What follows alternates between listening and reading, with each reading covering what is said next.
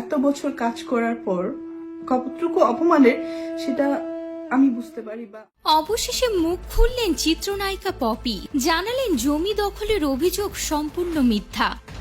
অনেক কষ্ট নিয়ে কথাগুলো বলা, আজ আমি কোথায়। তিনি বলেন, 6 কাঠা জমি চাচা ও বাবার কাছ থেকে আমার কষ্ট অর্জিত টাকা দিয়ে কিনেছি, কিন্তু এদের অত্যাচারের জন্য এখনো পর্যন্ত এই জমি ভোগ করতে পারিনি। তার এখনো পর্যন্ত আমি ভোগ দখল করতে পারি না এদের অত্যাচারে। পপির বিরুদ্ধে পেশি শক্তি প্রয়োগ করে জমি দখলের অভিযোগ এনেছে পরিবার। তবে এই অভিযোগ উড়িয়ে দিয়ে নায়িকা বলেছেন, আমি কেন জমি দখল করব? আমি একবারও বলেছি ওই জমি নেব, আমার লাগবে। পুরো পরিবার আমার উপার্জনই সারা জীবন চলেছে। উল্লেখ করে পপি বলেন, এদের শরীরের চামড়া, জামা কাপড় সব আমার পরিশ্রমের টাকায় কেনা। আমার পরিবারের কেউ কখনো উপার্জন করে খায়নি।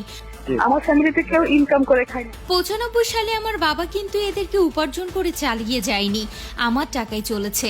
বলে রাখা ভালো, পারিবারিক বিরোধের কেন্দ্রবিন্দুতে রয়েছে খুলনার শিববাড়ি এলাকায় পপির বাবার 11 কাঠা জমি।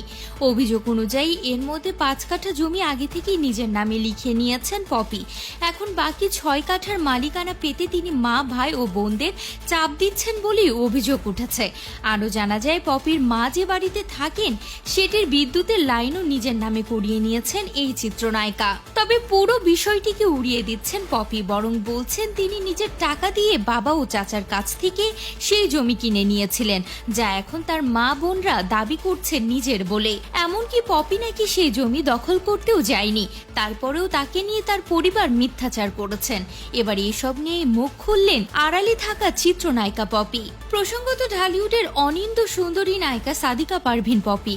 একাধিক জাতীয় চলচ্চিত্র পুরস্কারপ্রাপ্ত এই নায়িকা দীর্ঘ সময় ধরেই আড়ালে রয়েছেন। হঠাৎ করে নিজেকে আড়াল করে নেন এই অভিনেত্রী। প্রথম দিকে পপির এই অনুপস্থিতিকে স্বাভাবিক মনে করেছিলেন সকলেই, কিন্তু সময় যতই আগাতে থাকে ততই তাকে ঘিরে ধোঁয়াশা তৈরি হয়।